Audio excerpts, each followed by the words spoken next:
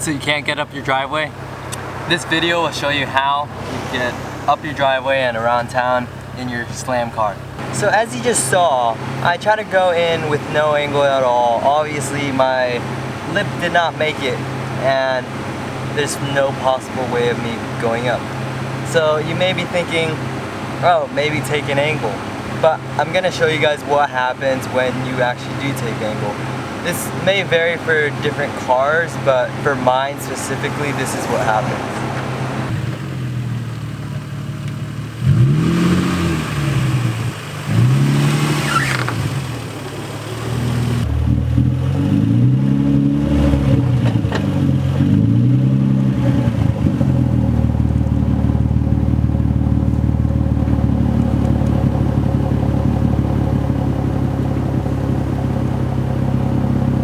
And now you guys should be able to see the problem here. This, since my fitment is like this and how it is, some people make it clear, but mine right now does not clear. So it hits. I can't go any further, my car won't move anymore unless I really force it to. You really don't want to do that. This is like the perfect fitment for me. I love it. I love how it looks. But it's not really functional. So what I need to do is actually take no angle at all.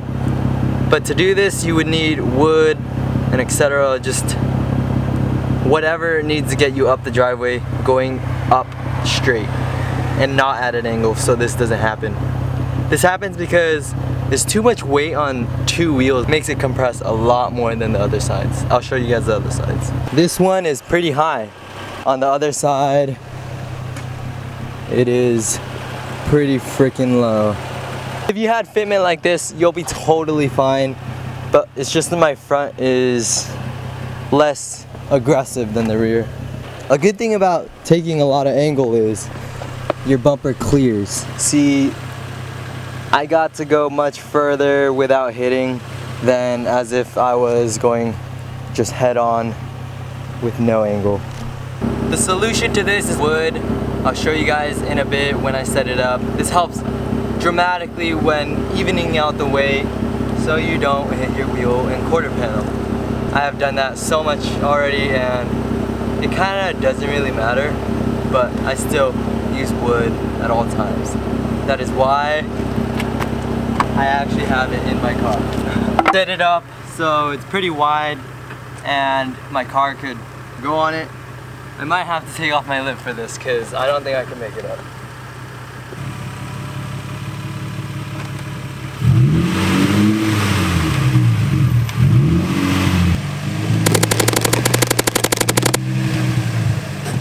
Yeah. Okay, alternative. This didn't work.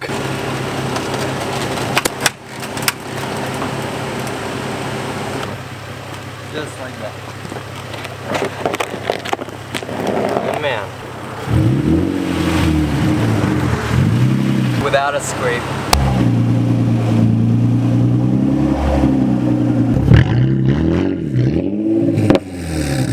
And just like that, you're up your driveway. Takes a lot of work, but that's a cost of being pretty low. And if you really cannot make it up your driveway, just park it on the street.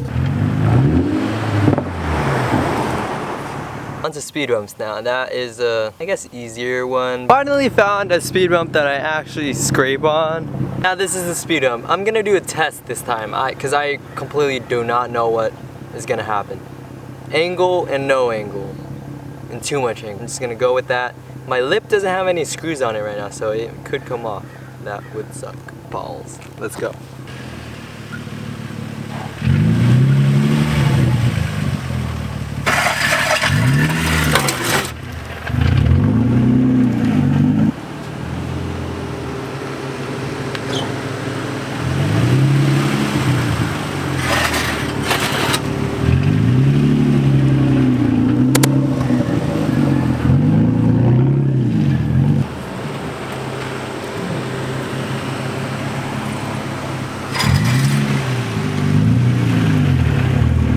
Yeah, so those were the 3 comparisons. What I noticed when I went over it was no angle, you scraped, I think the most. Just the more angle you do, the less you scrape on your exhaust, frame, whatever.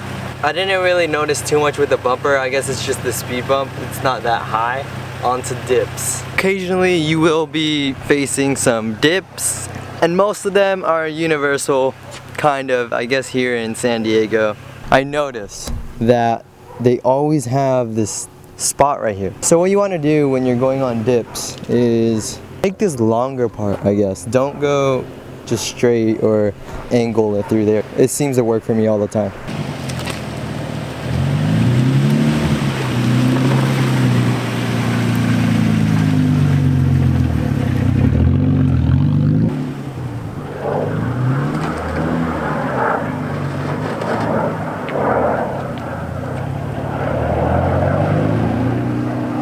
I do notice with that angle, my quarter panel and the wheel hit a lot.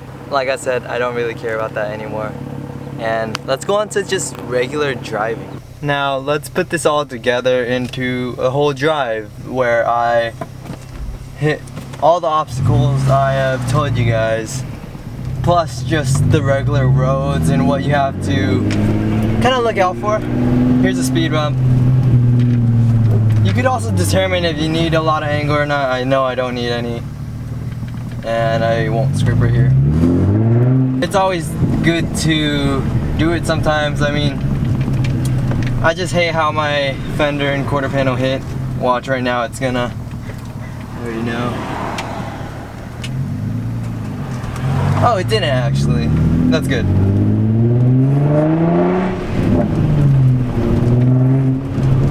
When you're on the roads, watch out for little dips and basically where the potholes and manholes are, because those could make your wheels compress a lot. And when you're making turns, try not to go full lock, because if you're low enough, then if it compresses on a dip or something, your fender could be screwed up front. But in general, if you don't even have a slam car or anything, you still gotta watch out for potholes. It could cause just tire damage, wheel damage, all sorts of stuff. When there's a dip or something, I brake pretty hard. Not so hard where the person behind me will crash, but just till where they're like, what the hell are you doing? Because when you brake, it lifts up the rear end slightly, just slightly.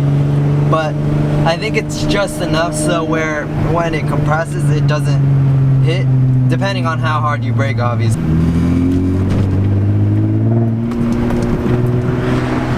Oh no. Oh my god. Yeah, I hit a manhole. It did not look that deep, but that's what happens when you hit one.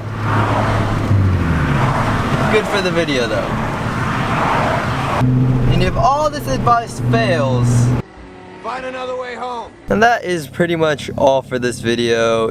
I think this is much higher quality than all my other videos and more thought out, basically. I really enjoyed making this video, and I think I'm gonna like editing it too. I haven't edited it yet. Yeah guys, thank you guys for watching, and stay tuned for the next video.